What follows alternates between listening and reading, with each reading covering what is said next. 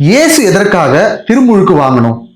நம்ம பாவி பசங்க, நமக்கு திருமுழுக்கு கொடுக்கறதுல ஒரு நியாயம் இருக்கு. ஜென்ம பாவத்துல இருந்து நமக்கு மீட்பு கொடுக்கணும். அப்போ திருமுழுக்கு தான் ஒரே வழி. ஆனா இயேசு கிறிஸ்து எந்த பாவமுமே இல்லாம பிறந்தவர் தானே.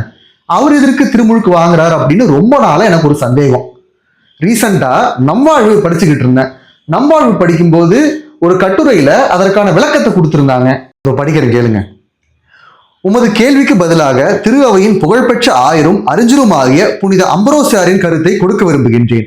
நம் ஆண்டவராக இயேசு திருமுழுக்கு பெற்றது தம்மை தூய்மைப்படுத்துவதற்காக அல்ல, மாறாக தண்ணீரை தூய்மைப்படுத்துவதற்காக. பாவமே அறியாத இயேசுவின் உடலை தொட்ட நீர் புனிதப்படுத்தப்பட்டதால் அது பாவிகளின் பாவங்களை போக்கும் ஆற்றலை பெற்ற ஒன்றாக மாறுகிறது. இது இத்தனை நாள் யோசிச்சதும் கிடையாது. திடீர்னு வந்த ஒரு கேள்விக்கு பதிலா நம்வாழ்வுல ஒரு பதிலும் நமக்கு கிடைச்சிருச்சு. நீங்களும் இது போன்ற விஷயங்கள்லாம் தெரிஞ்சுக்கணும்னா நம்வாழ்வு கண்டிப்பாக நீங்கள் வாங்கி படிக்கலாம். நான் அந்த நம்பரும் அவங்களோட டீட்டெயில்ஸ்லாம் இங்கே போடுறேன், செக் பண்ணி பார்த்துக்கோங்க. டிஸ்கிரிப்ஷனையும் நான் வந்து ஆட் பண்ணுறேன். நம்ம வாழ்க்கையில் நம்ம நிறைய கேள்விகள் நமக்கு இருக்கும். அந்த கேள்விகளுக்கு பதில் எப்போ கிடைக்கும்னா இது மாதிரி தேடினா தான் கிடைக்கும்.